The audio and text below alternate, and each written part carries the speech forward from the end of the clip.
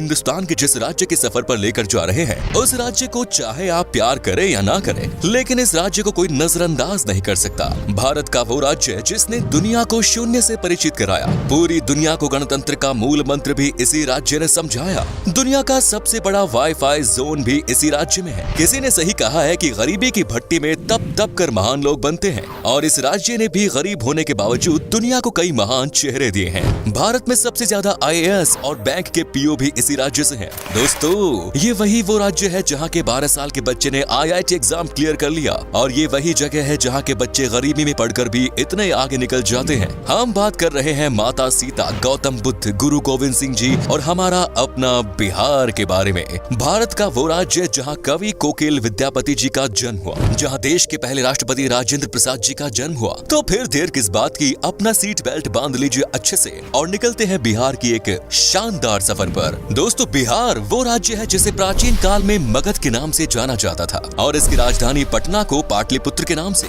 बिहार का इतिहास उतना ही पुराना है जितना भारत का। यहाँ मौर्य, गुप्त आदि राजवंशों से लेकर मुगल शासकों ने राज किया है। माना जाता है कि बिहार शब्द की उत्पत्ति बौद्ध विहार के विहार शब्द से हुई, जिसे बाद में बिहार कर दिया गया। बिहार को उत्तर में नेपाल, पूर्व में पश्चिम बंगाल, पश्चिम में उत्तर प्रदेश और दक्षिण में झारखंड ने घिरा हुआ है। 1912 में बंगाल के विभाजन के समय बिहार अस्तित्व में आया। सन 1935 में उड़ीसा और सन 2000 में झारखंड को बिहार से विभाजित कर दिया गया। बिहार वो राज्य है जो भारत के इतिहास में साहित्यिक, ऐतिहासिक, धार्मिक सभी स्तर पर महत्वपूर्ण भूमिका अदा करता है, और आज भी बिहार शिक्षा, संस्कृति और सामाजिक दृष्टि से उतना ही समृद्ध है जितना कि पहले था। आपको जानकर हैरानी होगी, लेकिन ये सच है कि सिर्फ इतिहास के पन्नों पर ही नहीं बल्कि वर्तमान में भी बिहार दुनिया में जगमगा रहा है। बिहार की राजधानी पटना में दुनिया का सबसे बड़ा वाईफाई रेंज जोन है। एक दो नहीं बल्कि पूरे 20 किलोमीटर के दायरे में इंटरनेट की मुफ्त सुविधा का फायदा उठा सकते हैं। दोस्तों, देश में उत्तर प्रदेश के बाद सबसे ज्यादा IAS ऑफिसर बिहार की भूमि से ही निकलते हैं। बिहारी लोगों के दिमाग बहुत तेज होते हैं। ये लोग सबसे ज्यादा गणित में तेज होते हैं। यहाँ लोगों का दिमाग बड़े तूफानी से चलता है। हालांकि 1990 के पहले IAS ऑफिसर्स के मामले में बिहार लिस्ट में पहले स्थान पर था, लेकिन इसके बाद से इसमें गिरावट आने लगी। बिहार के युवा का ध्यान अब IT सेक्टर में अधिक लग रहा है, लेकिन पिछले कुछ सालों से दोबारा से बिहारी स्टूडेंट्स में IAS के प्रति रुचि देखी जा रही है।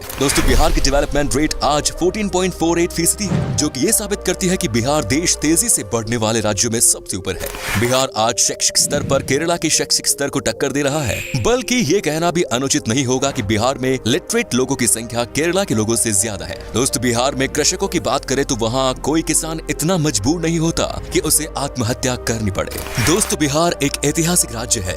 इसके रंग रंग में इतिहास की वो बूंदें छिपी हैं, जो आज भी बिहार की महत्व की सुगंध न सिर्फ देश में बल्कि पूरे दुनिया में पहुंचाती है। इतिहास आज भी बिहार के महत्व की गवाही देता है। इतिहास के पन्नों से बिहार को हटा दिया जाए तो इतिहास का अस्तित्व ही नहीं रह जाएगा। देश के सबसे पुराने हिंदू मंदिर से लेकर बिहार अपने आंचल में और भी कई रोचक तथ्य छिपाए पड़ा है। ऐतिहासिक साक्ष्य को प्रमाण माने तो ईसा से लगभग 6वीं सदी पहले बिहार के वैशाली में ही गणतंत्र की पहली बेल लुकी थी। जब लोगों को गणतंत्र का अर्थ नहीं पता था, तब उस काल में वैशाली में देश की ही नहीं बल्कि दुनिया के पहले गणराज्य की आधारशिला रखी गई। संसद प्रणाली भी वैशाली में मौजूद थी। बिहार वो राज्य है जिसने आजादी के समय भारत छोड़ो आंदोलन में महत्वपूर्ण भूमिका निभाई। दोस्तों, शून्य यानी जीरो के बिना गणित का क्या मोल, ये किसी को बताने की जरूरत नहीं है।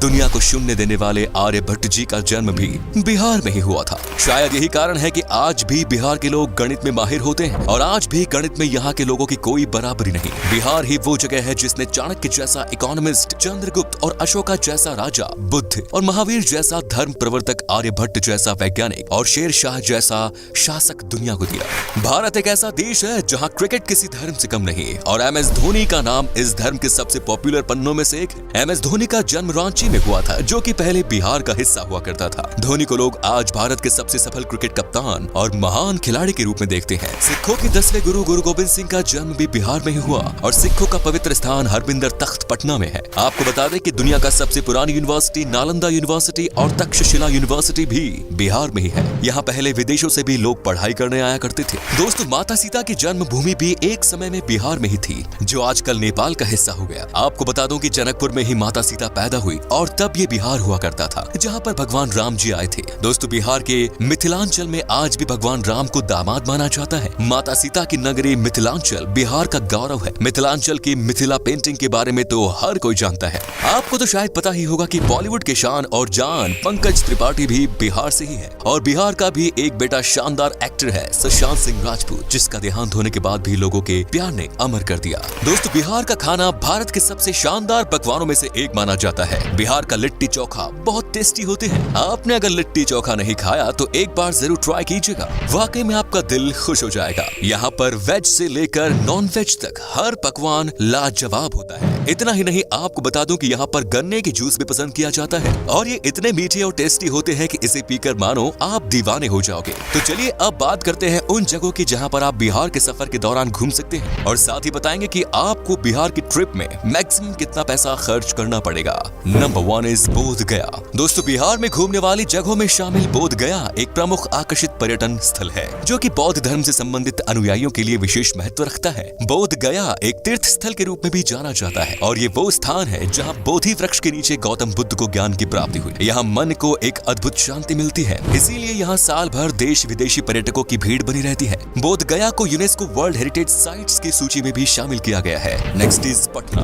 बिहार राज्य में गंगा नदी के दक्षिणी छोर पर स्थित पटना पर्यटन स्थल बिहार की राजधानी है, और पटना को एक ऐतिहासिक और आकर्षित पर्यटन स्थल के रूप में जाना जाता है। पटना शहर धार्मिक दृष्टि महत्व के साथ साथ आध्यात्मिक महत्व भी रखता है। बिहार के पटना को सिखों, जैन, हिंदू और बौद्ध धर्मों के तीर्थ स्थलों का प्रवेश द्वार भी माना जाता है। उत्तर भारत के सबसे बड़े शहर के रूप में विख्यात पटना तारामंडल, हाईकोर्ट, पटना साहिब गुरुद्वारा, पादरी की हवेली और सचिवालय भवन जैसे आकर्षण से भरा हुआ है। Next is Madhubani. बिहार का आकर्षित शहर मधुबानी एक प्राचीन शहर है, जो कि मधुबानी कला और संस्कृति के लिए जाना जाता है। मधुबानी शहर का उल्लेख रामायण काल में होने की पुष्टि की गई है। मधुबनी शहर अपनी शानदार चित्रकारी के लिए जाना जाता है। आपकी जानकारी के लिए बता दें कि सीतामढ़ी और सुपौल मधुबनी के प्रमुख व्यापारी क्षेत्र के रूप में जाने जाते हैं। Next is Nalanda. बिहार के तीर्थ स्थलों में शामिल नालंदा बिहार की ऐतिहासिक जगह है। नालंदा प्राचीन काल की सबसे पॉपुलर तीर्थ स्थल है, जो कि संस्कृति, आध्यात्मिकता, इतिहास, वास्तुकला और पर्यटन का जीता जागता उदाहरण है। Nalanda university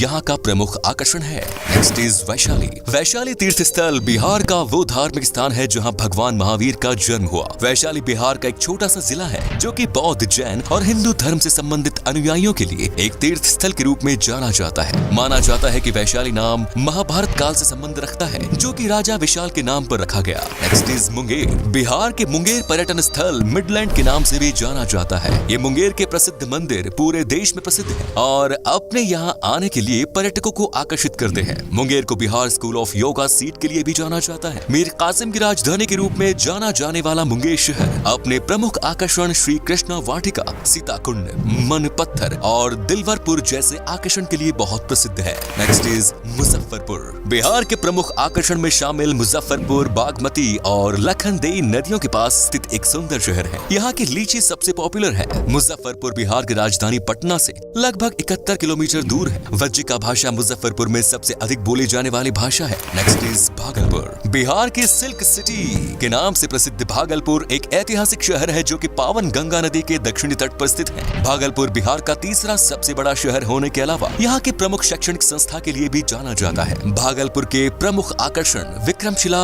Gangetic dolphin century है, जो कि पर्यटकों को अपनी ओर आकर्षित करता है। बिहार का भागलपुर अपने रेशम के उपयोग के लिए पहचाना जाता है। Next is Pawapuri. बिहार के धार्मिक स्थलों में शामिल पावपुरी नालंदा जिले में स्थित है और जैनियों के लिए किसी तीर्थ स्थल से कम नहीं। आपको बता दें कि पावपुरी शहर एक समय में मौल महाजनपद की संयुक्त राजधानी के रूप में जाना जाता था। पावपुरी वो धार्मिक स्थान है जहां भगवान महावीर को 500 ईसा पूर्व में दफनाया गया था। पावपुरी घूमने के लिए पर्यटक भारी संख्या में आते हैं, जो कि राजधानी पटना से लगभग 83 किलोमीटर की दूरी पर है। पावपुरी दर्शनीय जल मंदिर पर्यटकों के बीच बहुत लोकप्रिय है। Next is Hajipur. बिहार के प्रमुख शहरों में शामिल हाजीपुर भारत के ऐसे प्रसिद्ध स्थानों में शामिल है, जो कि अतीत और वर्तमान को वर्षों से अपने आप में समेटे हुए हैं। हाजीपुर में भगवान बुद्ध का समय, इस्लाम और ब्रिटिश काल से जुड़े रोचक तथ्यों के लिए जाना जाता है। हाजीपुर की भूमि पर जैन धर्म के अलावा हिंदू धर्म से संबंधित कई मंदिर स्थित हैं, जो कि पर्यटकों की आस्था का केंद्र बने हुए हैं। आपको बता दें कि हाजीपुर में एशिया का सबसे बड़ा ब्रिज भी स्थित है। दोस्तों, आप अगर 7 से 8 दिन की ट्रिप पर जा रहे हैं तो लगभग 17 से 18 हजार के आसपास खर्च होगा, जो कि काफी सस्ता है। और बिहार में बस की बेहतरीन सुविधाएं हैं, जिससे आपको सफर में कोई परेशानी नहीं होगी। तो ये था बिहार। कैसा लगा हमें बताइए कमेंट्स में, और ये भी बताना कि आप कहां से हैं।